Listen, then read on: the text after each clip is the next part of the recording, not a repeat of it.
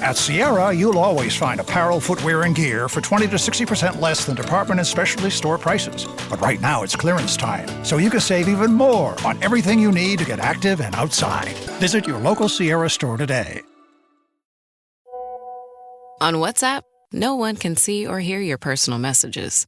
Whether it's a voice call, message, or sending a password. To WhatsApp, it's all just this. So whether you're sharing the streaming password in the family chat or trading those late-night voice messages that could basically become a podcast, your personal messages stay between you, your friends, and your family. No one else. Not even us. WhatsApp. Message privately with everyone. Unfiltered discussions. Unexpected guests. No topic is off limits, from sex and relationships to the human condition, personal anxieties, and so much more. The only talk show of its kind in the world. This is The Last Show with David Cooper. Hi, welcome. Happy Friday. Hope you're having a nice start to the weekend. Here's what you'll learn on The Last Show tonight. 2 impossibly massive black holes have collided in deep space, creating the biggest merger of these strange objects that astrophysicists have ever detected. This black hole collision was so powerful that it sent ripples, gravitational waves through space-time that reached Earth, and they were detected using new, kind of amazing equipment. So in 10 minutes' time, we'll explore what that means for our understanding of the universe and maybe even your place in it. And later in the show, you'll learn what it really means to be cool. Not from me, because I wouldn't know, but scientifically. A global study has identified the 6 core traits shared by people seen as cool, not just where you live, but across many cultures. We'll explore why rebels, risk-takers, and rule-breakers capture our admiration. All the while telling you what traits you have to be cool. You'll learn some other great stuff during tonight's program, but for now, let's dive in. Want to be part of The Last Show with David Cooper? Call us and join the conversation. 1-888-505-6644. And in foreign interference and turbulent Good Lord. And in foreign interference and turbulent international ostrich relations between Canada and the U.S. news, we have a great story that corners the market in bird-related conflict. We are joined by foreign fowl correspondent Tony Five in London, England, who's an expert in birds. He got his expert certificate on a Groupon course he took 15 years ago. Tony, welcome to the show. David, it's lovely to be here. And one bird you don't want to be cornered by is the ostrich. You do not. The noble ostrich. I don't know why people farm ostriches. Do they eat them? Yeah, the Australian and South Africans have a real taste for ostrich burgers. Very high in protein, very lean in fat. They sell them here in the UK and they taste great. They're a very lean meat. I wouldn't chase one, to be fair. They are violent. Like, I've seen pictures of people trying to hug them and then they beat the living daylights out of them. Oh, they're not only fast, they can be unbelievably aggressive. They've got very powerful necks. And they're flightless birds, for those who don't know, and they're fantastic. I think you were right on that fact. I know that. David, this Groupon was well worth it 15 years ago.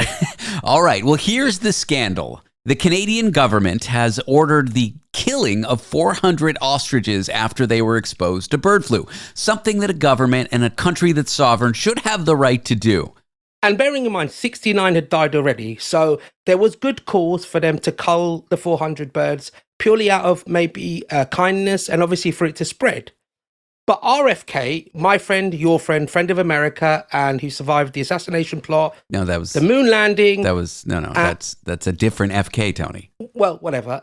He wants them pardoned because he thinks there could be some scientific research garnered from these birds and how they spread. So he's got a justifiable reason, but the fact that he's from another empire, assuming his authority on the lesser empire of Canada, David, I'm not impressed. I'm looking at a letter right now written by the health secretary, RFK Jr., to the Canadian Food Inspection Agency, urging that agency not to go through with plans to eradicate the flock, instead to test the birds for the bird flu that they were going to be killed for in the first place, this H5N7B4C3H92175. It's R2D2C3PO, isn't That's it? it. That's the one. Yeah. It's just very funny that a foreign government is trying to interfere with Canada's sovereign right to kill its own ostriches. This has created great scandal. Everybody is talking about it in the streets. It's dominating the news cycle internationally, perhaps even interplanetary. I mean, I don't know what other news agencies off the planet are reporting, but it could be.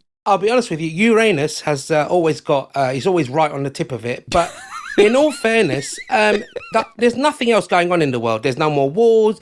Everybody's doing well. So this is taken front page news, right? Do you think if Canada and the U.S. can get along when it comes to these birds, it could set an example and just cure the world of all its international relations problems? I think if you could bring together Canada and the US over a nice turkey dinner, for example, take their focus away from an ostrich and put it all focused on another bird, another game bird that doesn't fly, maybe that could be it, David. We could be the Kofi Annan and Nelson Mandela of our generation.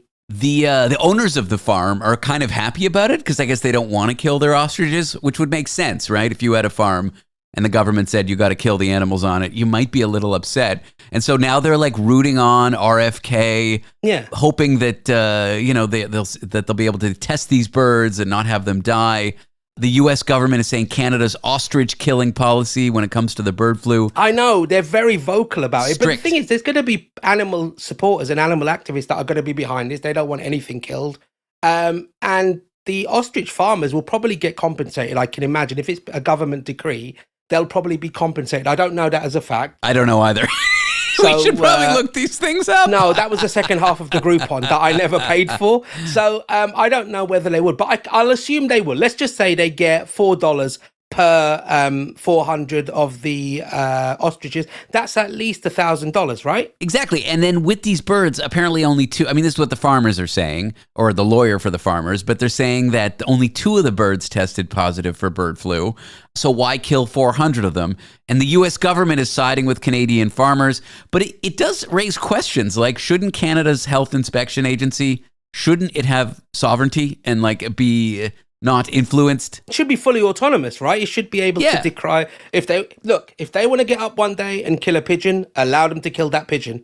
There's a good reason those pigeons are dying. It even escalated. This week, letters were sent to the Canadian Prime Minister pressing the government. Poor guy. Mark Carney's just come on. He's had to deal with so much in it. There's bird killing. There's a war. My God. First year in business, eh? Yeah, first year for the Prime Minister, and already he's dealing with ostrich scandals. Never happened to Justin Timberlake, did it? He was always away from it. He got away with it. He was performing. He did, yeah. He did some... he was loving life. And then Mark Carney come along, and it all just all gone wrong. Yeah, no ostrich scandals under Justin Timberlake. I can't imagine why. No, I don't think he... I think he would have dealt with it much better, David. Where do you land? Do you think, like, if the UK government wanted to kill its ostriches under the suspicion of bird flu, like there's some UK farmer who's got all these ostriches, and the government stepped in, and then the US government tried to tell the UK's Health, Food and Ostrich Inspection Department, which I think is definitely a government agency, what to do. What would you make of it? David, if my king and white overlord ordered me to kill a bird, then because of me being the sovereign reporter for the UK, I would take a hammer and go out and do what's needed. I don't think they do it with a hammer, Tony. That sounds... Well, I would take a mallet. I think they just use poison or a gun or something. Well, I'd use a gun then, David. I've got a shotgun in my garden. So I would do it. If the king says do it, I'll do it. That's the way it works in the UK. It's worked for 150 years. It'll work for another 150 more. Ostrich or no ostrich, David? I'm trying to think. Am I on the side of the ostriches? I guess I'm on the side of science. Like, I would just listen to what a bunch of biologists said need to happen. Yeah, the side of humanity, right? Yeah. Yeah, that's my side. But so I don't know if I'm for the living of these ostriches or against them. I would defer to an expert. Which I assume the Canadian government has. Yes. Can we assume the U.S. government has a little less? Well, I don't know. I think the Canadian government has probably done the research, invested in professors of avian flu, and the other side, I won't mention his name, he's probably just thinks, oh, these poor little birds. I don't want to kill the birds. I want to see your next accreditation from Groupon as a professor of avian flu. That sounds like a great title. It would be, and I mean, I might officially change it to that now. All right, here we are cornering the market in bird news as it comes to international relations between the U.S. and Canada. What will happen to these ostriches? We will follow this story and let you know in coming days. Tony Five, foreign correspondent, London, England, thank you for being here. My pleasure, David. If anybody has some bird-related news, please do email it to me, tony@lastshow.pizza. Black holes are some of the most amazing objects out there in deep space. And two huge ones just collided into one another. After the break, we'll tell you all about it. Want to be part of the last show with David Cooper? Call us and join the conversation. 1-888-505-6644. This episode is brought to you by Greenlight. Get this. Adults with financial literacy skills have 82% more wealth than those who don't. From swimming lessons to piano classes, us parents invest in so many things to enrich our kids' lives. But are we investing in their future financial success? With Greenlight, you can teach your kids financial literacy skills like earning, saving, and investing. And this investment costs less than that after-school treat. Start prioritizing their financial education and future today with a risk-free trial at greenlight.com/Spotify. Greenlight.com/Spotify. The Last Show with David Cooper, where we apply quantum mechanical psychoanalytical astrotherapy to your problems. Two colossal black holes have merged in deep space, forming something scientists have never seen before. It's the largest black hole merger we've seen yet. It's a cosmic event so massive, it shook the fabric of space-time. And why it's so cool, we'll discuss right now here with Dr. Maya Fishbach. She's an astrophysics professor at the University of Toronto. Maya, welcome in. Thank you. Yeah, thanks for having me. This is a big one, literally. So let's start with it. Why is this black hole merger such a big deal in your world? Yeah, so I'm part of the LIGO Virgo Agra scientific collaboration, which is this collaboration of scientists. We have these amazing, really, really sensitive detectors that look for these wiggles in space-time that are made, for example, when black holes such as this pair of black holes collide with each other. And to date, we've announced around 100 of these black hole pairs that merge with each other. But our most recent announcement of this really, really massive black hole, we were just super excited about that event because it's the most massive example of like the heaviest black holes we've seen to date out of all of our previous black holes that we've found.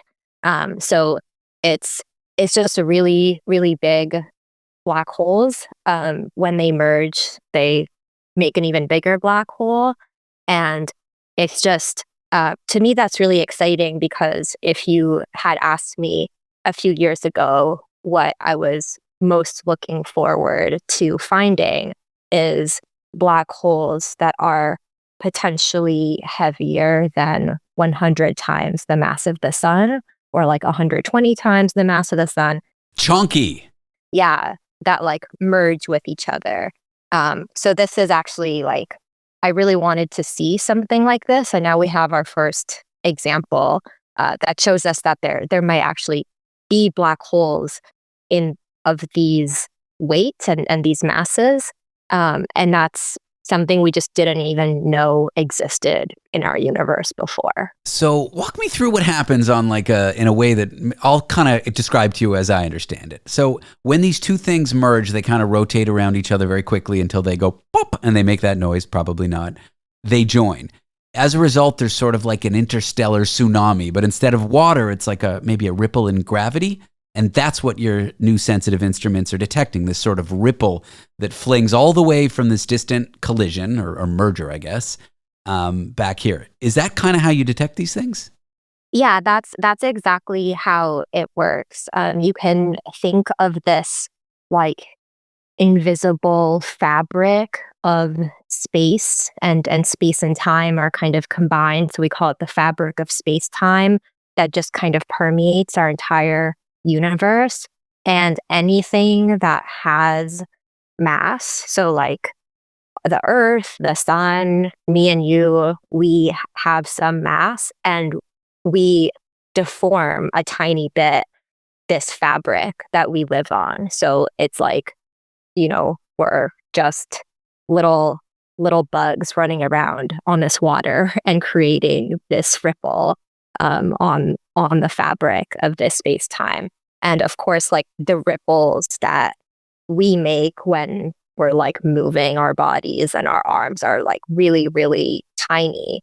But the ripples that these chonky black holes make are larger. And so those are the ones that we're actually able to detect as these ripples, these waves travel out through the universe for hundreds of millions of years, and then they reach our detectors on Earth, and that creates this little signal. It actually does. They kind of do go boop. Like, yeah, that's what it sounds like if you take our signal and like put it in the audio band. Oh my God, I'm imagining some electronic music with samples at this point. And they're so hard to detect because black holes are so heavy. The weight of their gravity or whatever like sucks in light. And so has this size class, this sort of medium, intermediate size black hole, something like 100 times bigger than the sun, well, having more mass than 100 times the sun, have they been so elusive because they're quite frankly hard to see? Yeah. So these black holes, I mean, for all we know, they're completely invisible. So probably most black holes in our universe are completely invisible because they suck in. I mean, they don't actually suck things in, but if you were like standing inside a black hole and you like shone your flashlight, the light from that flashlight would never make it out because it would just fall back in to the black hole. The inability for people to see your flashlight would be the least of your problems, though. Yeah, I mean, you're never getting out either, but you also can't like send a message to your friend to say goodbye. So sorry, that got pretty dark. They're not scary. Well, I mean, people are always scared of getting sucked into black holes, but I'm like, if you were right next to the sun and you got sucked into the sun, yes, we could see it happen, but you'd still be in a pretty bad way. Yeah. Yeah. And they're not, I think people have this fake impression of black holes as being like vacuum cleaners, that you just like have a black hole and they're just like sucking things in. They're not really doing that. Like they're just there and they have gravity. And so if you happen to be close enough, you'll feel the gravity and you'll start falling. And then there's just nothing, like even if you had, like a jet power, like a rocket, like you wouldn't be able to get back out. So like once you start falling, it's bad, but you're not going to get sucked in. You're just going to fall in the way that you like fall into, a hole or something. It's just a hole you're never getting out of. Yeah, it's like we're getting sucked in by the sun, but because we're in orbit, it's not like we're, in danger of being, well, not for the next few billion years. But let's talk more about this merger. Well, these two holes are spinning just before they merge. My understanding is they're like almost traveling at the speed of light. Are those conditions like really that chaotic and different from what we see here? Exotic, I guess is the word I'm looking for. Yeah, no, it's extremely exotic. And actually for this event that we saw, we're really, because the black holes are so massive, some like the frequencies that they merge at are very low. And so what we can see in our detectors is really just like the last little bit. So for many hundreds, thousands, potentially like millions and billions of years before the merger that we saw, these black holes were just orbiting around each other the way that like the Earth orbits the sun. It's just that they were getting closer and closer together because they were radiating this energy in gravitational waves that brings them closer and closer together. And then what the signal that we can actually see and what we saw in our detector is just this last little cycle of them orbiting and then this crash. And that is just, they're like moving very close to the speed of light. They're really perturbing that, like, these ripples in space-time are going out, and it's actually very complicated for us to model. So in addition to showing us like this exciting event and the fact that we now have black holes that we didn't know existed, it actually shows us that there's a lot of work we need to do to understand these types of signals better and to understand what we're actually looking at. Do discoveries like this tell us about the bigger picture of our universe, maybe even our place in it? So the short answer is yes. I think it really tells us, every time I see something like this, it's just like, wow, the universe is really huge. And I know to a lot of people that can be kind of scary, but I find that very comforting to just know how much is out there and how little our problems are on Earth. So I think it's kind of inspiring. But yes, it definitely does. I do too, and thank you for your time, Maya. Yeah, thank you for having me. Dr. Maya Fishbach is an astrophysics professor at the University of Toronto. After a short break, we will cover this question. What's more humiliating, getting caught cheating on your wife or getting caught at a Coldplay concert? One tech CEO managed to do both, and it happened on a kiss cam. That's up next. I'm David Cooper. This is The Last Show.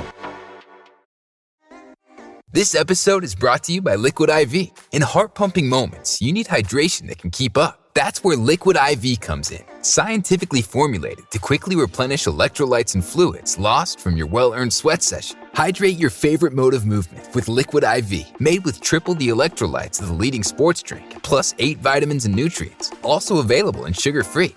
Tear, pour, live more. Visit liquidiv.com to learn more. Your nightly dose of unfiltered opinions and unexpected conversations. Unexpected Conversations. The Last Show with David Cooper. It's an age-old question. Suppose you run a company. Would you rather A, be caught having an affair with not just anyone, but the head of HR of your company? So A, would you rather be caught having an affair? Or B, would you rather be caught going to a Coldplay concert? It's really an age-old question. Maybe Plato and Aristotle debated it, but we are here to talk about this with pop culture enthusiast and co-host of the Jan Arden Podcast, Caitlin Green. Caitlin, wow, I love this story. Welcome to the show.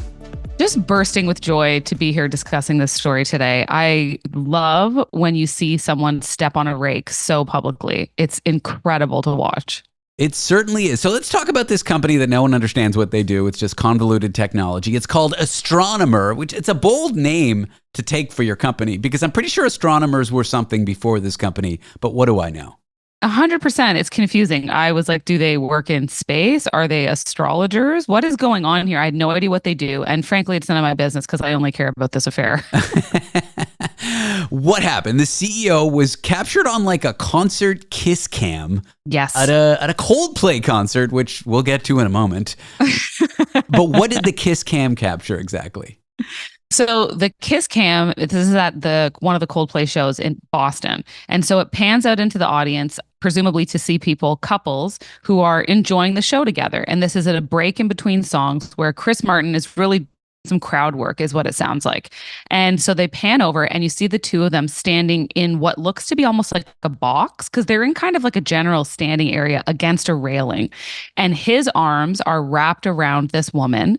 And the two of them look like they're in a relationship together. It's very coupley. There is no mistaking it. And the second they catch themselves on the Jumbotron, this man flops to the ground and stays there. I mean, he does the full stop, drop, and roll. It is the least covert response to being caught cheating I've ever seen in my life. I think that if they had have just stood there and waved, there was a chance they could have gotten away with it. She turns her back to the camera and is seen kind of laughing. My guess is that they're inebriated. But the two of them are, I mean, he at the very least is in a relationship with his wife. and kids. I mean, you know, there's more to the family than just the wife there. Yeah, and the 2 children. She, everyone thought, was also married. It turns out that she has been divorced or at least separated for 2 years. And he is the CEO of this astronomer company, and she is the head of HR. Of all the people to have an affair with, although I'm not sure they've admitted to the affair, there's a lot of statements going around. I'm not sure the CEO's apologized. I just checked the website. He's still listed as the CEO. The HR person still listed as the chief people officer. God, I love these corporate titles. I did look at their LinkedIn. I know this is getting creepy. They were all taken down. Are we hearing much? And if so, what are we hearing? I feel as though he is probably going to have to step down, and she will too. I mean, who is going to sit across from the quote unquote chief people officer in a meeting ever again and take her word on office propriety or not breaking the rules? I mean, she's lost all credibility, in my view, in a corporate setting, as has he. And the other thing that's interesting is that there was another woman seen sort of embarrassed off to the side in the video, and she sort of starts like laughing. And she quickly becomes famous as well because it looked like she was friends with this woman and that perhaps they were all at the show together. Leave it to the internet. That other girl is what she's being called, is apparently their senior director, who was just promoted last week by Chief People Officer Kristen herself. And so everyone is figuring that she's in on the affair, and they find this equally as unethical. And I love that the LinkedIn visibility of all 3 of these people is what's really outed them and how professionally screwed they are. It's wild that the internet is just running with this. I mean, I feel like you're right. If the guy hadn't have ducked and if the woman hadn't have laughed and they just played it cool, no one would have noticed. And Boston, like not a big city, there's a chance that there were other people at the show who perhaps would have recognized them and there would have been whispers. And would he have gotten caught? Sure. In this fashion, not at all. The only reason I also wonder if maybe this affair has been going on for a long time, though, is because who is so brazenly attending a concert together with their coworkers and just arms wrapped around each other? Probably a few drinks were flowing. I don't know, but it's just very, very odd. I also want to issue a little word of warning that there are a ton of fake statements going around right now. And one fake statement is very, very entertaining. I fell for it. I posted it. And then a bunch of people started saying, I think this is fake. It turns out it is. And at the end of the statement, it finishes off with the lyrics to Fix You.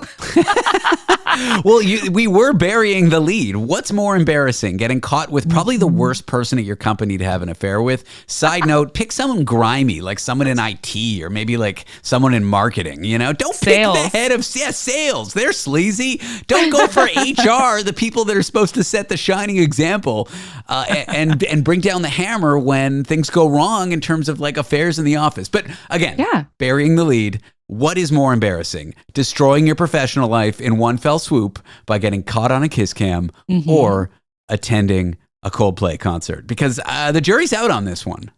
A lot of people are saying this. And yeah, you wouldn't necessarily see me at a Coldplay concert, but I still would choose divorce via Jumbotron being more embarrassing, but maybe marginally so. As a closet Coldplay fan, I would hate for it to get out that I actually like this awful band that's cheesy and lame. Like, I would never admit to finding Chris Martin's voice to be extremely resonant and just sound wonderful. I mean, who would ever admit that? It's just embarrassing. They're like a lame band. They're the butt end of every punchline. I know. I would never admit that, even though it's true, and I just admitted it. I liked, like a lot of people, I liked early days Coldplay before they kind of felt more like a car ad band, but they're obviously still really good. They sell out multiple tours. They sell out stadium shows.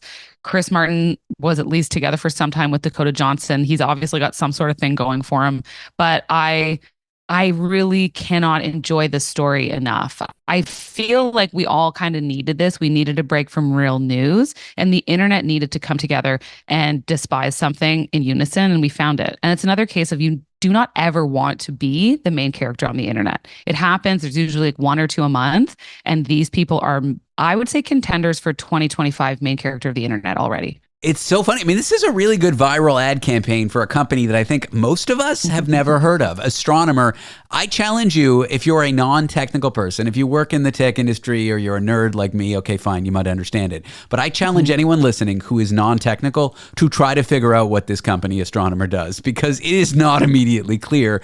But now it's all everyone's talking about. All they have to do is have the CEO step down, this HR person step down, and boom, they now have a company that everybody knows, even though it's not clear what they do. I really want to hear from them too. Like, are they going to stay together? Because someone tracked down the Facebook account of the CEO's wife, and she already removed her last name from her profile before she went private.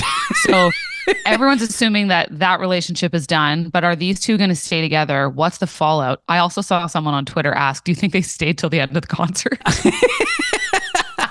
I feel bad laughing. These people's like the wife did nothing wrong, you know? No, she certainly didn't. Now, she does have an opportunity, and I would like this to happen, kind of like Shania Twain. Maybe the two scorned spouses get together, and maybe we find out that they're way better looking or something. Because that's what happened with Shania Twain and her ex, Mutt Lange. He kind of like left her for their household manager, who kind of looked like Shrek. And then Shania got together with Shrek's husband. And the two of them are way hotter than their exes. So I would hope that perhaps there's a world in which she gets divorced, gets a ton of money, and gets together with her hotter ex. That would be nice. It would be nice. I want to bring in one conspiracy theory. Now, some attorney that was interviewed suggested this. I'm not saying it's true or even possible. I don't understand law. I don't understand law in Massachusetts. But this attorney was saying that if the company paid for this outing, it's reasonable for a company to send out people for business purpose to a concert, to talk business or bond with your team or whatever. That's all fine. But if you're going with your lover, that may not be lawful under like tax work activity code situation.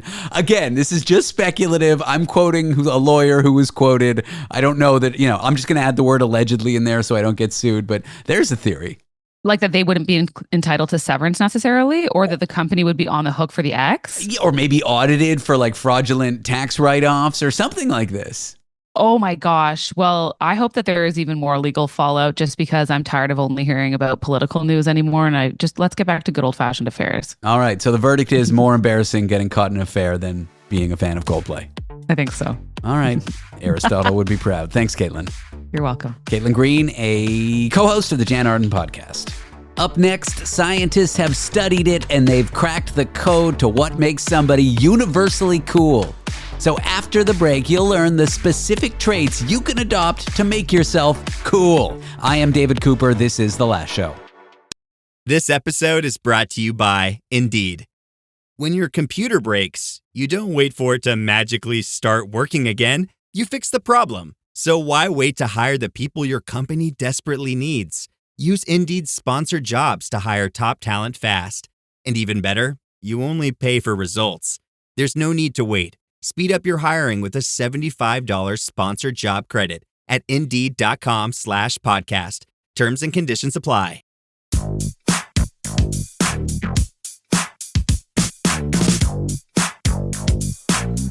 Broadcasting from the neutral zone, where every perspective gets diplomatic immunity. This is The Last Show with David Cooper.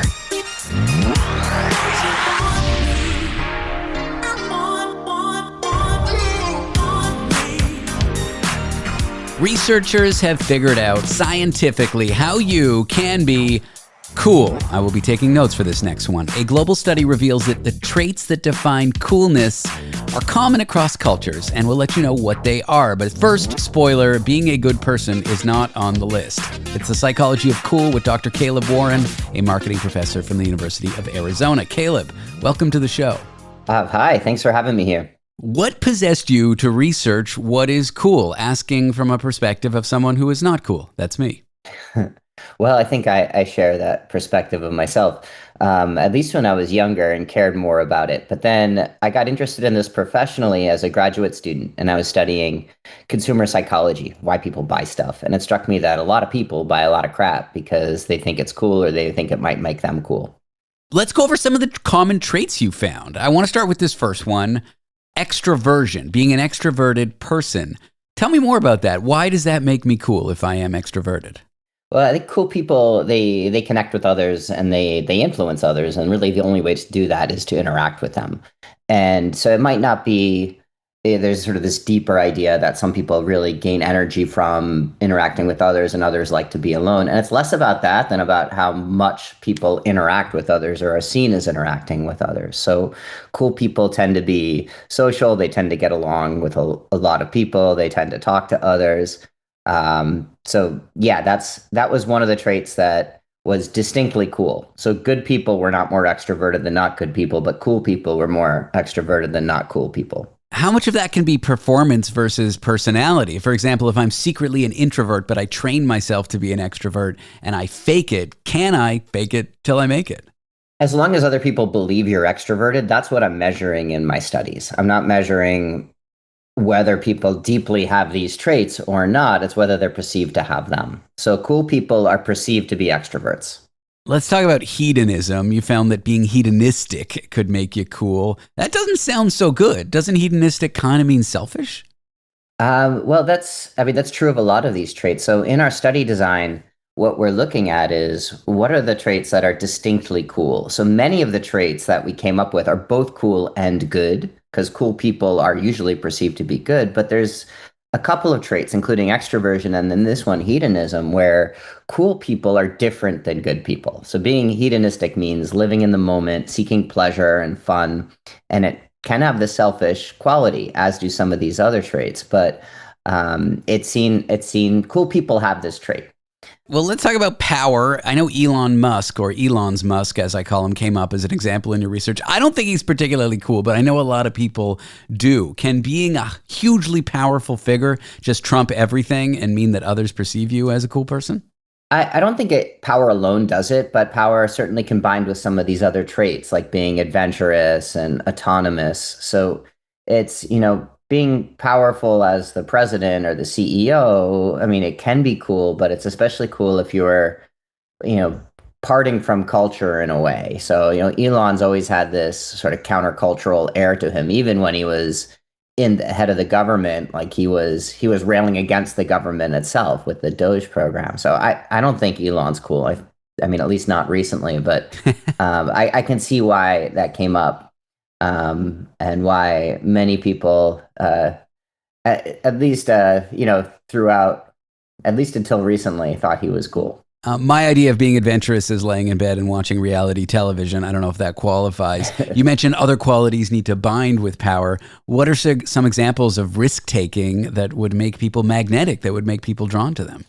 Well, so the last three traits that we found associated with cool people all hang together. And that's being adventurous, so seeking risk, seeking new experiences, being open, so being open to these new experiences, being creative, and being autonomous, which is going your own way rather than just following the norms and expectations of others.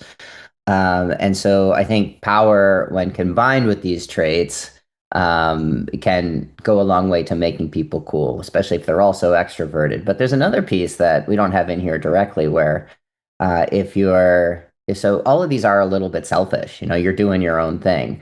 But, and this came from earlier research, but I found that just being autonomous alone isn't cool unless people see what you're doing as somehow being positive or moving culture forward in a good way, rather than just being destructive or overly selfish. Worthy of being followed.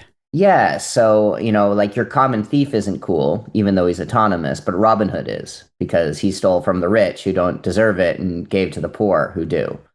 It's sort of all of these traits, but in a way that, you can't overdo it. And I think going back to Elon, he may have overplayed his hand a little. You can't try too hard. Well, that's true too, because if you're trying too hard, then you're not seen as being autonomous. If you're just doing it for the approval or because you want to seem cool, then that's self-defeating, because you no longer seem autonomous. You no longer seem powerful if you have to try. There's something perverse about the human experience where if you want to seem likable, if you want to seem cool and you try too hard and you really want it, you actually achieve the opposite effect, isn't there? I think that's especially true with traits related to the status and coolness, where so much of the value or the respect you earn is because people see you as doing your own thing in a way that moves culture forward. If it's just seen as like, oh, I'm trying to gain status, I'm trying to be liked by others, then, you really aren't going to be moving culture forward. You're going to be repeating what others want. Why didn't being genuinely a good person show up in this list of traits? You'd think that someone who's super charitable or perceived as super good in and of itself would make them cool, but that didn't seem to come up. Well, it did. So it did. And here's because our study, which we didn't talk much about, we had these 4 conditions, and everybody nominated and then evaluated a person on 15 different attributes, including the 6 we talked about. And some people did that for a cool person, and others did it for a not cool person. So then we could tell, are these attributes more common in cool than not cool people? But the other 2 groups, they were either thinking of a person they thought is good or a person they think is not good. And so we could see, is it the same? And in most of the traits, it was the same. So cool people and good people do overlap. However, what we looked at is, are these traits more associated with cool people? Meaning, is there a larger difference between cool and not cool people than between good and not good people? So when I say things like cool people are adventurous, open, and autonomous, what I mean is these traits are more closely associated with cool people than with good people, although they're associated with both. Got it. So there is overlap. Yeah, conversely, being conscientious, agreeable, warm. Cool people are more conscientious, agreeable, and warm than not cool people, but these traits are far more associated with people who seem good than people who seem cool. Were there any traits you expected to show up but didn't for cool people? No, but I didn't know that extroverted or hedonistic would be cool, and they were. And also, I think a lot of people thought that calm would show up as cool, but really it's more good than it is cool. And the thing that really surprised me is that we found the same set of traits that were distinctly cool across all the cultures we took data in. And that includes, not just the United States, but Mexico, Chile, Spain, Germany, South Korea, China, India, Turkey, South Africa. So all over the place. Any advice for nerdlingers like me that I could use to instantly improve my status here? Don't focus on being cool itself. Focus on doing something different that you think could be better for your group or your culture or whatever else it is that you care about. Well, Dr. Caleb Warren is a marketing professor at the University of Arizona. Caleb, thanks for going over your study with me. I appreciate your time. Thanks for having me. Do you think alpha males rule the primate world exclusively? Well, you'd be wrong. I'm sorry to tell you, but new research shows that most primates, our distant cousins, don't follow clear gender hierarchies. We'll teach you why the primate alpha male thinking is a myth after the break. Want to be part of the last show with David Cooper? Call us and join the conversation. 1-888-505-6644. Ryan Reynolds here from Mint Mobile. With the price of just about everything going up, we thought we'd bring our prices down. So to help us, we brought in a reverse auctioneer, which is apparently a thing. Mint Mobile Unlimited Premium Wireless. How to get 30, 30, bit to get 30, bit to get 20, 20, 20, bit to get 20, 20, bit to get 15, 15, 15, 15, just $15 a month? Sold! Give it a try at mintmobile.com/switch. Upfront payment of $45 for 3-month plan, equivalent to $15 per month required. New customer offer for first 3 months only. Speed slow after 35 gigabytes if network's busy. Taxes and fees extra. See mintmobile.com. Cooper's Law tells us that the complexity of a relationship is inversely proportional to its explanation. You're listening to The Last Show with David Cooper. Alpha males. Well, new research reveals that the idea of a male-dominated primate society is largely a myth. By analyzing over 250 primate populations, scientists have found that most species don't follow strict gender hierarchies, and what determines dominance in these animals might surprise you. This story is an interesting one, and I'm here with someone who knows a lot about it. His name is Dieter Lukas. He's an evolutionary biologist at the Max Planck Institute. Dieter, welcome to the show. Thanks for having me. Hi. Let's start with the big myth busting here about primates. Why has this idea of the alpha male been so persistent in our understanding of primates, even for some people in the understanding of ourselves? And why does your study challenge this idea? So this idea is based on some of the very first observations of primates in the wild. And when people went out to actually study primates, they really wanted to use them as an example to understand our own societies. And so they also chose species they thought would reflect what we see in humans. So they chose species like chimpanzees and baboons, where there are these big males that fight and that control these societies. And so if you study these societies and take them as the example for everything, then you get this idea that there are these big males that, are in charge, and that's what really structures these societies. What we then decided to do is let's look beyond these and actually expand it. I mean, people had started to do that and reported look, there are lemurs, these primates that live in Madagascar, where they are apparently the females who are in charge, but people still thought those are the exceptions. And, this is still what we saw first. That's what really is the case in most primates. So we brought the data together from as many species as we could. And we found that no, actually, the species where the males are dominant are quite rare. And in 70% of the populations where we found data, there isn't a clear bias. It's not that either the males or the females are dominant. So we looked at a distant cousin of ours, but a limited set, and then assumed that their societies would reflect ours. But when we expand that set of our cousins, so to speak, distant cousins, you start to see different behaviors. Exactly. So yes, you see a lot more diversity. And I mean, this is incredible, the people going out there. I mean, so we didn't go out there ourselves, collect the data, but people have now spent lots of hours in the forest and in the savannas and everywhere else to actually get these data. And, bringing them together, we can really see that's a lot more diversity than we initially thought. Well, let's talk about that diversity. What kinds of behaviors in primates did you determine were dominant, and how are they different than this traditional alpha male script? So we focused on aggression between males and females. I mean, that's another thing. If we talk about dominance and power, people have now also started to realize it's not just a single dimension, but we looked at this dimension that people mostly think about is who wins a fight. And so we just wanted to know, is it the males and the females who win the fights? And how is it determined by, for example, how big the group is, or how many males and females are in the group, or size differences? And so we found some of these patterns that people have been describing, that yes, some of that diversity, if the males are a lot bigger or if they have weapons, then they will win the fights. If the females are about the same size, and if the females, for example, form coalitions, then they might win fights against the males. And so it really depends on both on how big they are, how they look like, and also how important fighting is for them. That then balances out who actually wins more of the fights. Let's look at bonobos. Female dominance is more common. Ovulation is hidden. Mm-hmm. How is this different than what we traditionally think is kind of the alpha male primate society? So there, I mean, it's interesting because, they are, together with the chimpanzees, our closest living primate relatives. And, people always think chimpanzees, but bonobos are equally distantly related to us. And in the bonobos, it's the females that really seem to shape society and dominate. And the main argument there is linked to actually females joining together and forming coalitions. And then females together can overpower these males and actually have a say in what happens in the group, to the extent that mothers can shape the reproductive success of their sons.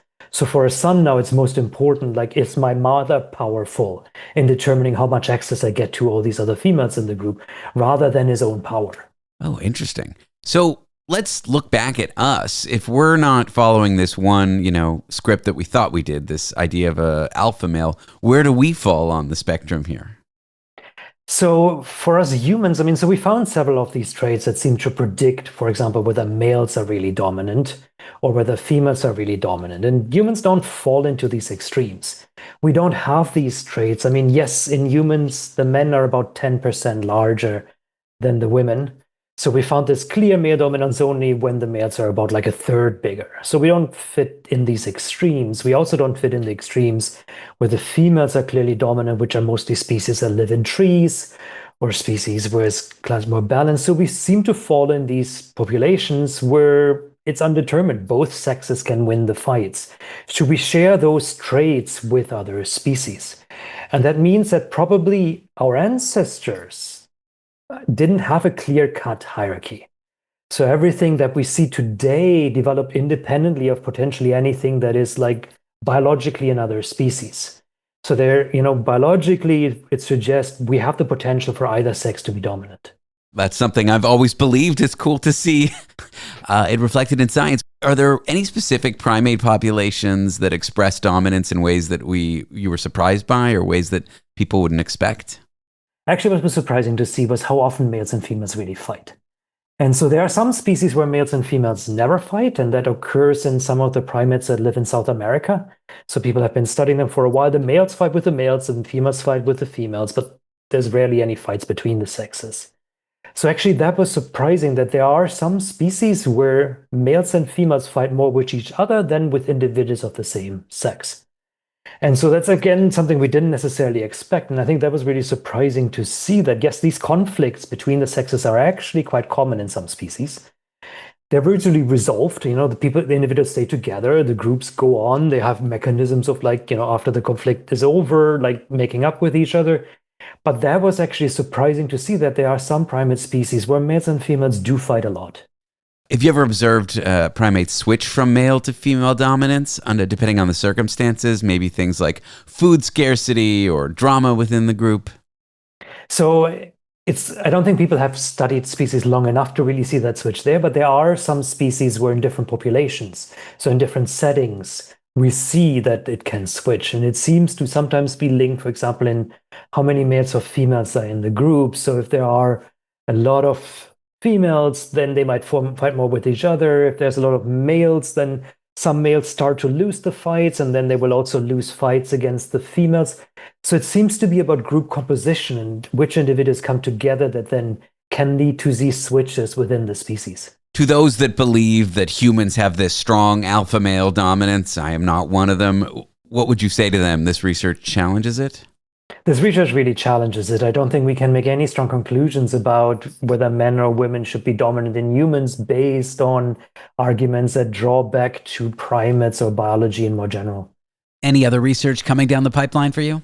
So I think the really interesting thing is now to see how that extends to other forms of power and leadership, like, for example, who determines where the group goes, or who determines how long we feed on something, like these more subtle forms of leadership. And I think that's where we're starting to get the data now.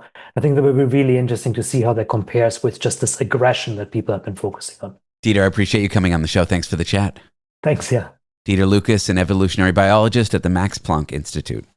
Do you like what you hear, but you're just tuning in, or you're not going to be with us the whole evening and you want to hear what you missed? Well, fear not. The last show is available as a podcast for you to stream and catch what you missed. Just head to www.lastshow.pizza. That's .pizza, not .com. Lastshow.pizza. Don't ask me why we chose pizza. I'll stop saying the word pizza. And at that website, you can find out more details about our podcast, including how to subscribe. And while I can't tell you what to do because I'm not your mother, we'd like it if you did. Subscribe. Coming up after the break, have you wondered whether preferring good things, good people, is something we're genetically wired for? Well, new research suggests that babies just 5 days old can tell the difference between kindness and cruelty. And from that research, we might change our understanding of morality and just how early our sense of right and wrong begins. That up next. Want to be part of the last show with David Cooper? Call us and join the conversation. 1-888-505-6644. The McDonald's Snack Wrap is back. You brought it back. Ranch Snack Wrap. Spicy Snack Wrap. You broke the internet for a snack. Snack Wrap is back. Ba-da-ba-ba-ba.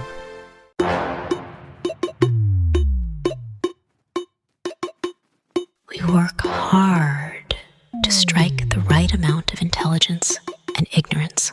The last show with David Cooper.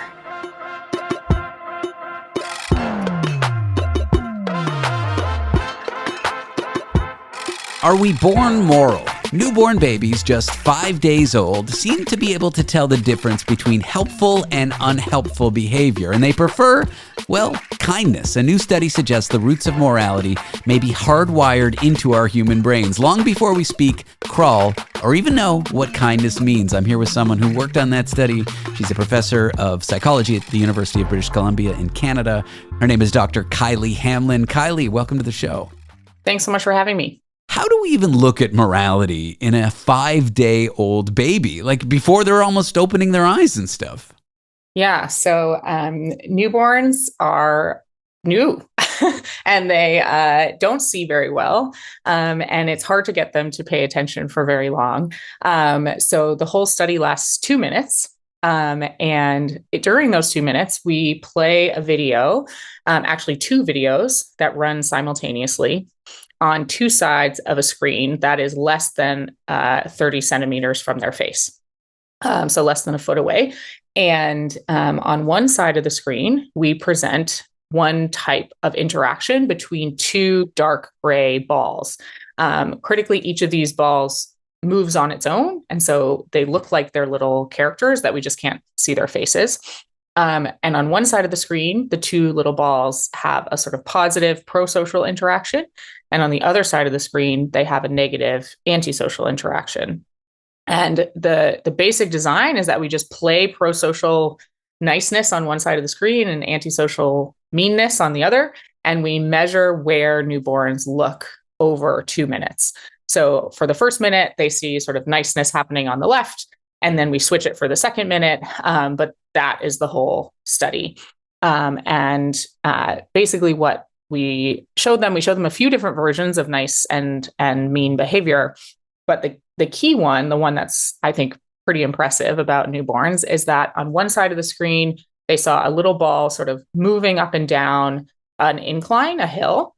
And the ball sort of kept moving and up and down as though it was sort of trying but failing to reach the top. And then on one side of the screen, there was a ball beneath it who would come and push it up to the top of the hill as though helping it to get its goal. Whereas on the other side of the screen, there was a ball above it that would push it down to the bottom of the hill as though sort of preventing it from getting its goal. So these blobs could represent like faces or something. They're sort of like gray blobs, something a baby would be seeing when their eyes aren't quite fully formed yet. That's right. Yeah. So extremely simple. Something we know newborns can see. High contrast, very simple, no details. And indeed, when you show these videos to adults and people can go on the website, link to the paper and see them, adults describe the videos as I'm describing them. So as though they see them as helping versus hindering this poor little ball's goal. And babies showed a preference for the helpful blobs versus the hindering blobs? That's exactly right. So over those 2 minutes, newborns didn't look at the screen. Not every newborn looked for the whole 2 minutes, but for every newborn, they spent about twice as much time looking at the helpful blob interaction than they did looking at the unhelpful blob interaction. And the paper as a whole also includes blobs who are sort of approaching versus avoiding each other. And there we saw babies looking at the sort of more pro-social approach display versus the less social avoidance display. And we also did an exact replication where we sort of did something called pre-registration, which is like you basically write down exactly what you're going to do and you don't vary from it. So it's like your hands are tied. You can't play fast and loose with anything you're doing. And we found exactly the same result again with a new set of newborns. So we're pretty confident that these results are quite robust. And indeed, almost every single newborn in the group shows this effect. Can we infer that babies prefer kindness, so to speak, based on the fact that they're overwhelmingly looking at these kind blobs? Well, that is certainly the fun suggestion of the data that first of all, that babies are able to somehow tell these types of interactions apart, and that they seemingly can understand that this character has a goal, it wants to get to the top of the hill. What's really important that I haven't mentioned yet is that we showed other groups of babies the same motion patterns, but where only one of the blobs was alive. Or at least only one of the blobs ever moved on its own and acted like it was an agent. And in those situations, essentially, it's like there's a blob that's alive that approaches or avoids a ball, right? That just sits and does nothing. Or there's a blob that's alive that pushes a ball up a hill or pushes a ball down a hill. And in those cases, we found no preferences for the approach versus avoid, or the up pushing versus down pushing.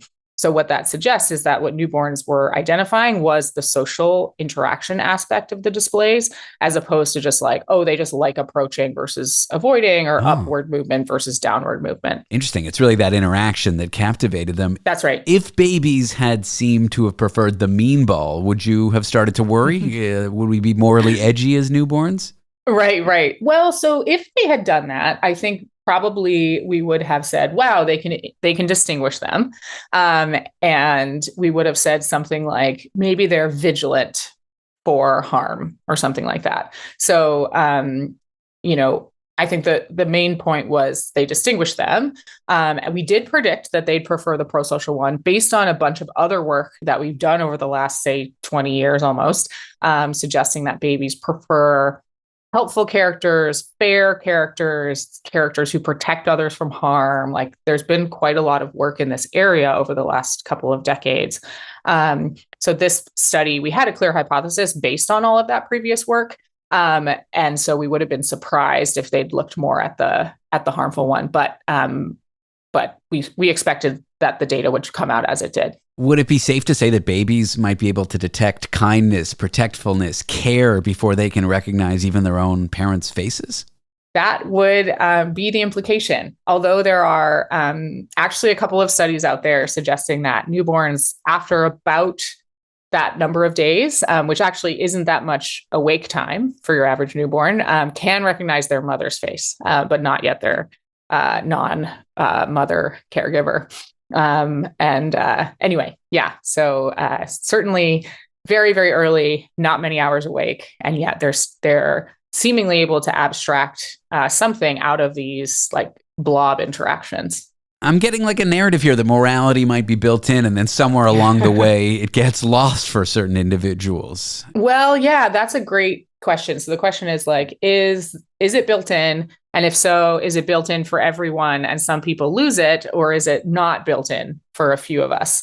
And I think that question is very much unexplored and undetermined yet. But we're very interested in that question and looking at whether we can see any individual differences in these patterns and ones that potentially might stick over time. What percentage of babies were preferring this kind interaction versus this, I suppose, unkind one? Between 85 and 90%.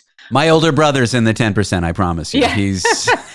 Yeah, this is consistent with other work we've done with babies. So it's actually a remarkably consistent effect. For a baby study, that's actually really better than average in terms of consistency. And so remember, they're babies, right? Everybody has a bad moment, especially if you're a newborn. So really, we don't yet know the long-term implications of these findings. I'm here with Dr. Kiley Hamlin, who worked on a study led by Professor Ali Garassi at the University of Catania on this topic of newborn babies telling the difference between helpful and unhelpful behavior. Kiley is a psychology professor at the University of British Columbia. Kiley, thanks again for joining me. I appreciate you being on the show. Thanks so much. This is fun. Coming up next, the big fear that everyone seems to have, that AI will come for their jobs. Well, it's already replacing internships and entry-level positions. So what does that mean for Gen Z just starting out in their careers? After the break, you'll learn why young people really should acquire AI skills so they can stand out and get hired. Want to be part of the last show with David Cooper? Call us and join the conversation. 1-888-505-6644. This episode is brought to you by Progressive Insurance. Do you ever find yourself playing the budgeting game? Well, with the Name Your Price tool from Progressive, you can find options that fit your budget and potentially lower your bills. Try it at Progressive.com. Progressive Casualty Insurance Company and Affiliates. Price and coverage match limited by state law. Not available in all states.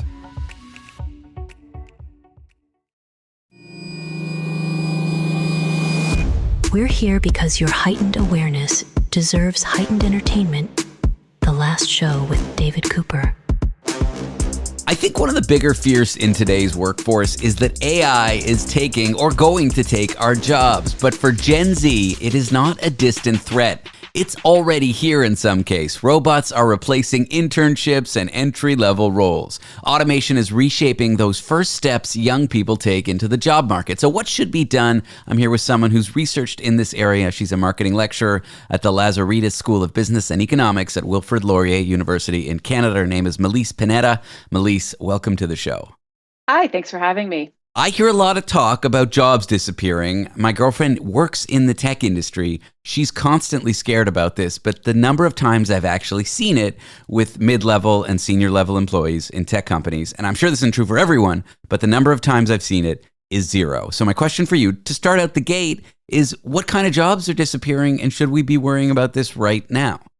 Yeah, that's a really good question. A lot of people ask it. So what we're seeing right now is actually the entry level is the level that's getting targeted the most and talked about the most. And that's where Gen Z tends to start off their career. It's the bottom rung on that career ladder.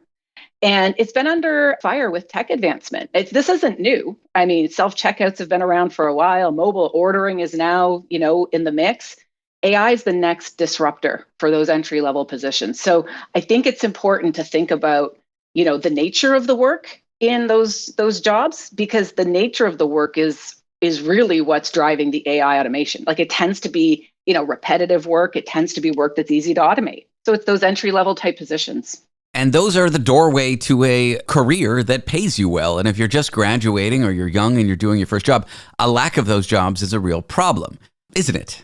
Oh, absolutely. And we're expecting that the majority of the displacement, like almost 80% of it's going to be at that level, is what we're expecting. That's a huge amount. So out of all of the displacement in the next 5 years, most of it's going to be there.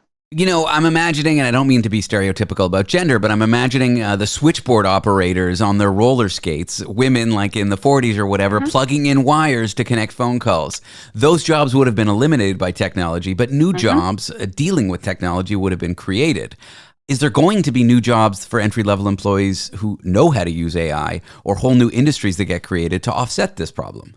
Yeah, I think it is. So I don't think we're saying that we're going to see no jobs out there for people, but it's going to be changing. It's going to be evolving into new space. And yeah, learning about AI and learning about how to use AI for yourself and your career would be absolutely critical. Some people ask me, do I need to know AI? Is it going to be a critical requirement in the new job world? And the answer is definitely. You got to think about it in a few different ways. Like, think of it as a ladder. Like, level 1 of AI knowledge is just simply, I know AI, right? Like, I get it. I can use ChatGPT. Just the simple, I have the basics. Level 2 would be, I have the basics and I use AI to make my skill set stronger. So think of level 2 like augmented human in a way. You are you with your skills, and AI makes you better at what you do, either more productive or whatever metric of better you put. And that's not so far-fetched, right? Like, we're all humans with additional augmented skills. Like, we're not just us. We know how to do these professional skills. So this is just one added to the list. It's going to be added to the list, but very importantly, people need to figure out how to position themselves that way, right? Because now it's a more competitive job market. So you need, at minimum, the basic skills, but think about how to position yourself as an augmented human. Like, you've got your skills augmented by AI. The third level is AI power user. That's where you are so great at what you do, you can kind of make everyone else around you more productive and more whatever the metrics, again, that you're using. So those are the kind of those 3 levels within that space. But yeah, you're right. A lot of people are thinking of upskilling literally right now in order to get ahead of potential displacements in their world, in their jobs. What kind of new jobs do you think will be created? I heard a quote the other day. I wish I could give the person who said it and attribute it properly. But the quote was, AI won't take your job. Someone who knows how to use AI to do your job will. Yes. So what kind of new jobs do you think we'll see to offset this shrinking of entry-level positions? You know what? That quote is bang on. I've heard it before, and it's absolutely right. And I was trying to wrap my head around how does that actually play out? And I heard an example, and I'll share it with you because I thought it was a really good one. So imagine you've got, a customer service representative that deals with, 100 emails a day, let's say, okay? And let's say the company has 800 emails they got to deal with. So naturally, they have 8 people, right? They have 8 people doing the work. In the new world with AI, you might have one person being able to do 400 a day, right? Because AI crafts the emails and they're now just editing. So in the new world, you don't need 8 people, you need 2 people. So that's what it's going to look like. It's not going to be no humans around. Like, it's going to be AIs doing work for humans, and it'll be fewer of them. So it's more competitive. But what jobs? You want to look at jobs where the actual tasks and job description and the work and the duties are more related to things like strong human-centric skills, like the physical skills, like the trades, obviously, right now, still very important. You want to look at empathy, where that is important, like therapy, customer service, social work, those kinds of things. True creative roles, like true innovation, because AI can repackage things, but it's not built for true innovation. Complex problem solving, and then new space, like you mentioned earlier. What new jobs are there going to be? The new space are going to be AI type roles, right? Like prompt engineers and prompt. Yeah, I've already seen that. I love that, prompt engineer.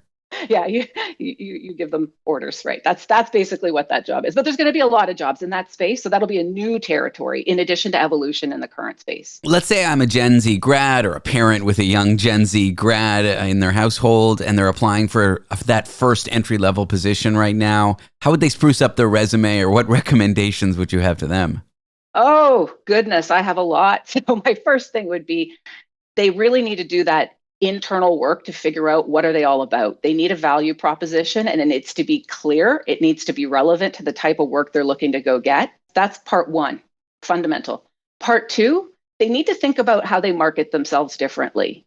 You know, they are Gen Zs. They're all about different. They're all about unique. They are digital natives, so they can figure out how to do this. You know, the traditional resume and spotty LinkedIn, that's not going to get you very far. So new, updated, use QR codes, make LinkedIn your content hub. You know, they got to start thinking about solving problems for companies that they don't even know they have yet. You know, reach out and be like, I'm ahead of this for you. I can help you. They really need to think differently and think about how they can use AI and digital tools to break through and be seen and get their value proposition sold in. I do wonder if large organizations, if that whole entry-level sector of the company gets removed, if they'll start taking on new grads as purely a kind of mentee position. Like, I'm hiring you, AI can do your job for the next year, so I know you're kind of worthless, but I'm hiring you so that I can mentor you into a mid-level position. Do you think we'll see more of that kind of stuff? Or do you think these corporations are just going to have nobody at the bottom? I think they're going to have people at the bottom. They're going to be fewer, but the roles are also going to change and evolve. There's one really neat stat that I saw that I'll share with you that says almost 80% of leaders, they will expect to give AI proficient lower employees, like the entry-level employees, more responsibility. So they're going to change those roles. And if you're coming in with levels of strength in this space, you could really make a name for yourself in a company. And I think that's what you're going to see. Do you have any insight into what percentage of entry-level workers will be replaced by corporations? Yeah, they're saying, you know, roughly 80% of the displacement's going to be at that entry level, but there's really neat, interesting stats around where leaders' heads are at right now. And 2/3 of them today say that they would prefer bringing AI for productivity at the expense of their staff. Great. That means only 1/3 is saying they'd rather keep their staff. But I'm going to tell you, my take on it is I think that 1/3 is optimistic. I don't think in a year or two from now, when all of their competitors have strengthened productivity and their board is kind of frustrated and wants them to be more productive, I think they won't have a choice. They're going to have to embrace and move forward. So a lot of people are actively considering using AI for productivity. So that just means we have to demonstrate our value, you know, even more. Melise, thank you for joining me. You're welcome. Thanks for having me. Melise Panetta works at the Lazarita School of Business and Economics at Wilfrid Laurier University as a marketing lecturer. Here's an odd one for you. Why do so many people feel guilty about taking the vacations that they've earned at work? You've earned it. Well, a new study dives into the hidden pressure behind your paid time off and what it says about workplace culture. Want to be part of the last show with David Cooper? Call us and join the conversation. 1-888-505-6644. At Blinds.com, it's not just about window treatments. It's about you, your style, your space, your way. Whether you DIY or want the pros to handle it all, you'll have the confidence of knowing it's done right. From free expert design help to our 100% satisfaction guarantee, everything we do is made to fit your life and your windows. Because at Blinds.com, the only thing we treat better than windows is you. Visit Blinds.com now for up to 50% off with minimum purchase plus a professional measure at no cost. Rules and restrictions apply. Exploring both interstellar and interpersonal space-time continuums. The Last Show with David Cooper. I am guilty of this, and you probably are too. Vacation guilt, that nagging feeling that you really shouldn't be taking time off of work. But you earn vacation time, but feel guilty using it. A new study expresses why workers fear being judged, penalized, even replaced for taking time off. We will discuss this with a researcher who set out to understand the culture of guilt and what might need to change. Her name is Dr. Karen Tan. She's a tourism and hospitality management professor at Middle Tennessee State University. Karen, welcome in. Hi, David. Thank you for having me. What exactly is vacation guilt as you see it, and why is it so common, like in the US or North America compared to other countries? Well, let's first answer the question of what is vacation guilt. Sure. Okay. So vacation guilt is when an individual like you and I, we want to go on a vacation. But, instead of feeling happy, excited, we end up feeling bad, anxious, uncertain, and perhaps even incompetent for wanting to do so. Now, feeling this way about vacations is unusual because taking a vacation is supposed to be a happy thing, isn't it? And it's not generally viewed as something bad or awful, unlike, say, telling a lie. And after all, going on vacations benefit individuals on so many different levels. So it is unusual to experience vacation guilt. And the reason why so many American employees feel vacation guilt is because their co-workers or their bosses actually make them feel bad about taking vacations. They make them feel that, vacation taking violates how an ideal employee should behave. To such co-workers and bosses, an ideal employee should always be around for the company or should be constantly be available for work. So by so-called quote-unquote disappearing for a vacation, you are seen as lacking dedication to the company. You are seen as not pulling your weight at work. You are seen as not being serious about your work, even though this is not the case, right?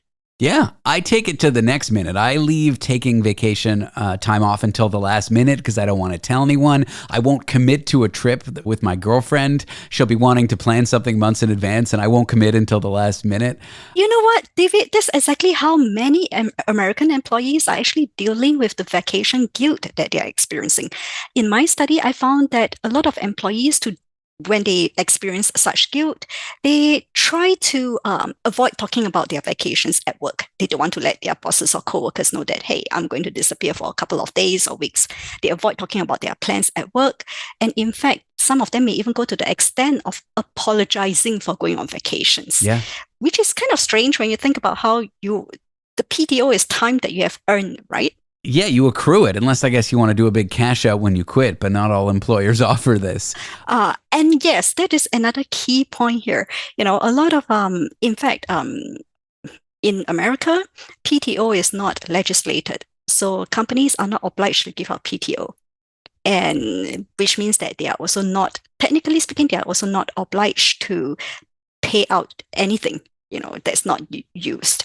I mean, of course, some states, they do that, but the norm is not to give PTO. Then I shouldn't say the norm, but it all depends on the generosity of the employers. Mm-hmm. And yeah. So you're from Singapore, which I'm sure has its own rituals, views, cultural attitudes towards vacation. Was there a moment that you realized the culture of where you're living now in Tennessee was different than it is in Singapore? And if so, what are these differences? Well, I realized that 9 years ago when I first moved to the US, in Singapore, employees, they tend to look forward to their vacations. They tend to be excited about their vacations. They tend to talk about it at work. And it's not necessarily reflective of organizations that are supportive in vacation taking, but more so because in Singapore, employee rights are protected in that they are guaranteed a minimum number of days of paid time off. So, employees or workers in Singapore, they know their rights. They know that they are entitled to take paid time off. Whereas in the US, because it's not protected, people tend to be, then it becomes the culture, like what I said earlier, it depends on the generosity of the company, right? Sure. Yeah. I worked at a big corporation in Canada. I worked at a big corporation in the US. In Canada, these rights are there, but the attitudes are kind of similar to the American ones, like that this guilt exists, even though in Canada where I worked, you kind of earned the time off and it was guaranteed and you got paid out when you quit and all that kind of stuff. Yeah, in fact, in my study, a lot of quite a number of my the individuals that I interviewed, they are not your rank and file employees. They are your middle management or higher management level employees, and even they feel guilt about taking paid time off for vacations. So why do people feel penalized for using it? Is this just something that is in them? Are there bosses in their workplaces making them feel penalized on the one hand, and on the other saying, oh, take your vacation time, you earned it? Why are some of these people feeling guilty and penalized for doing this? It's all of the above that we've just said. Some of them feel like, some of them intrinsically innately feel that I've got to be always around for my company. So if I go away, I feel guilty for letting down my fellow co-workers. Others are actually subject to being put down by their bosses, by their higher ups, or by their organizational culture. So it's a mix of all of that. There's a running sort of cultural gag in workplaces here that I've seen where they make fun of Europeans for taking too much time off. But what's underneath that joke is kind of making fun of ourselves for taking any time off. And it's a little bit toxic in my opinion. Oh, it's absolutely toxic in my opinion as well. I mean, I enjoy my vacations without any guilt because I know that when I'm working, I put my 200% into my work, right? So, I deserve my paid time off. But a lot of individuals, they are not encouraged in that sense. Yeah. In your study, did you come across any workplace heroes, people who insisted on taking their vacation guilt-free, even though their corporation and fellow employees may judge them for it? Actually, I did have quite a number of employees or interviewees who actually continued with their vacations, even though they felt guilty. And my study actually unveiled that these employees, they feel they continue with their vacations, right? For whatever reason. Maybe they really needed a break, or maybe they just wanted to spend time with their friends and family.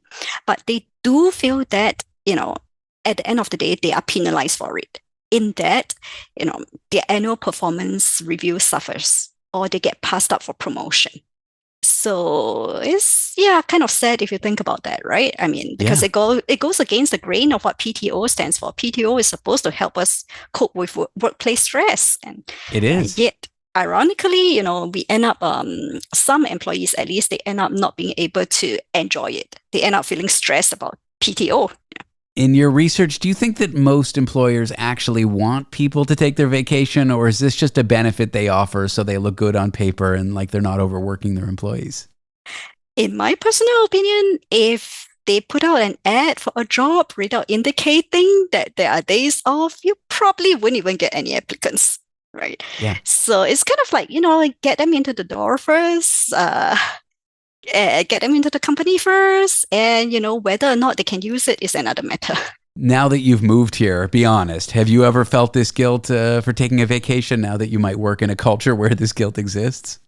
No, because I'm not trying to suck up to my current employers or whatever, but the fact is right now where I work, it is a very supportive environment. Good. Yeah. If you could redesign vacation policy and attitudes here from scratch, what would you change? Wow, that's a very good question. First up is I would actually ask for a guaranteed minimum number of days for everyone, regardless of skill level, regardless of job, and all of that. And number two, I will actually think of making it mandatory for employers to actually make sure that their employees take the time off. Karen, I've enjoyed the chat. Thanks so much for being here. Thank you. Dr. Karen Tan is a tourism and hospitality management professor at Middle Tennessee State University. That's the show. That's the week. Thanks for tuning in. Don't forget to check out our podcast. Head to www.lastshow.pizza. That's lastshow.pizza in your web browser, not .com, .pizza. I am David Cooper, and this wasn't the first show, wasn't the second show, and at this point, I don't even know what show it is. But hey, we'll be back Monday night. Maybe I'll tell you then. Canada is best known for politeness, maple syrup, and hockey, but beneath the surface lies something far darker. I'm Mike Brown, and along with my co-host Matthew Stockton, we uncover the sinister side of Canada on the award-winning true crime podcast, Dark Poutine. Each Monday, we dive into chilling criminal cases, eerie historical events, strange disappearances, and spine-tingling tales of the paranormal, all with a uniquely Canadian twist. With over 300 episodes to binge for free, our stories reach far beyond Canada's borders, drawing in curious minds from around the world. If you're drawn to the dark, the mysterious, and the downright weird, it's time to join us. To explore the shadowy side of the True North, search for Dark Poutine, that's Poutine, on Apple Podcasts, Spotify, Amazon Music, or wherever you're listening right now.